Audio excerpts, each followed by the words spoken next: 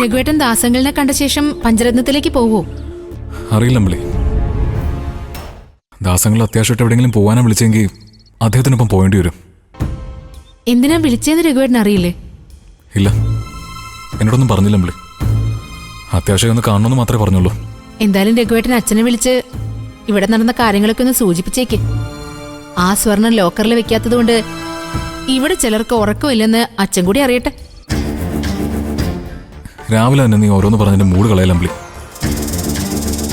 അവൾ ഇന്നലെ സ്വപ്നത്തിൽ കണ്ട കള്ളൻ ഞാനാണെന്ന് എനിക്ക് മനസ്സിലായിട്ടില്ലെന്നാ അവൾ വിചാരിച്ചിരിക്കുന്നത്. ഞാൻ പലതും ഓർത്ത് മനസ്സിനെ പിടിച്ചു വെക്കുക. ആ പിടിവിട്ടുപോയി ഞാൻ എന്തായി തീരുന്നു എനിക്ക് തന്നെ അറിയില്ല അമ്പിളി.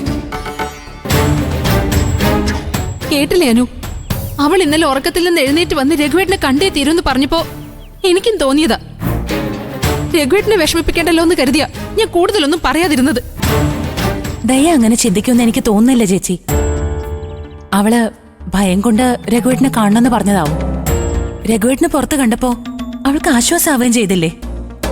ആ, അത് വിടാനു. നീയും അങ്ങനെയൊക്കെ പറഞ്ഞ് എന്നെ വിശ്വസിപ്പിക്കാൻ ശ്രമിക്കുകയാണെന്ന് എനിക്കറിയാം. അല്ലാതെ കാര്യങ്ങളൊന്നും തിരിച്ചറിയാൻ കഴിയാത്തവളല്ല നീ. എന്തായാലും ദേ ചേച്ചി കണ്ടതൊരു സ്വപ്നമല്ലേ രഘുവേട്ട? നമ്മളൊക്കെ സ്വപ്നത്തിൽ എന്തൊക്കെ കാണാറുണ്ട്. ഒരിക്കലും ചിന്തിക്കാൻ പറ്റാത്തതും കാണാൻ പാടില്ലാത്തതും ഒക്കെ കാണുന്നില്ലേ? അതിനാരെങ്കിലും കുറ്റം പറയാൻ പറ്റുമോ? അത്ര ഒരു മോശ സ്വപ്നം കണ്ട അത് സത്യമാണോ എന്ന് അന്വേഷിക്കാൻ ആരെങ്കിലും പോവാറുണ്ടോ മഞ്ചാടി? ഉണ്ടോ? ഇവളിപ്പോ അവളുടെ മനസാക്ഷി സൂക്ഷിപ്പുകാരിയാ. സ്വപ്നത്തിലെ കള്ളൻ ആരായിരുന്നു എന്നൊക്കെ ഇവളോട് അവള് പറഞ്ഞു കാണും. എടി, അതുകൊണ്ടല്ലേ നീ ദേച്ചി ന്യായീകരിക്കുന്നേ? ചേച്ചി, ഇത് നമ്മുടെ തലയിലെഴുത്ത രഘുവേട്ട. സ്വന്തം അമ്മയുടെ സ്ഥാനത്ത് നിന്ന് ഞാൻ ഇവരെയൊക്കെ വളർത്തിയതിനും വലിയേട്ടന്റെ കരുതലോടെ രഘുവേട്ടൻ ഇവരെ സകല ആപത്തിൽ നിന്നും കരകയറ്റിയതിനും നമുക്ക് ഇത് തന്നെ കിട്ടണം രഘുവേട്ട.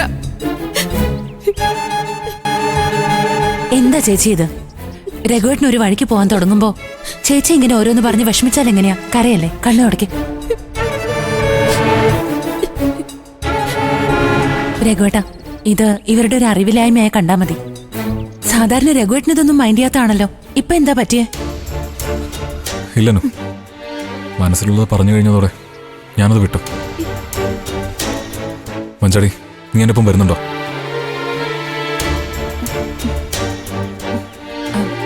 ഇവള് രഘുവേട്ടന്റെ ഒപ്പം വരാനാ പെട്ടെന്ന് ഇറങ്ങിയത്. നീ രഘുവേട്ടനൊപ്പം ചെല്ല്. ചെല്ല് മോളെ, ചെല്ല്.